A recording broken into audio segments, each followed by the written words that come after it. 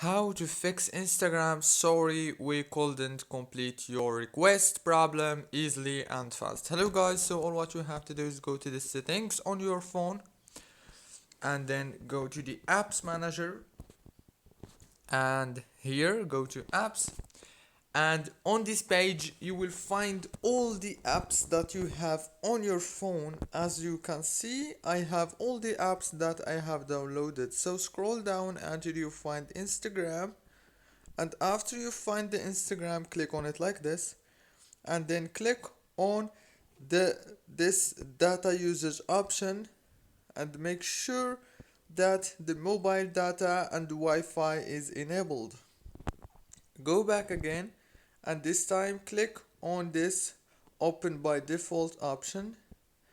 Go to open supported links in the app and make sure to choose always allow. Go back, click on storage, click on clear data, and then click on force stop and reopen Instagram, and the problem is gonna be fixed. Don't forget to like, subscribe. Thank you for watching.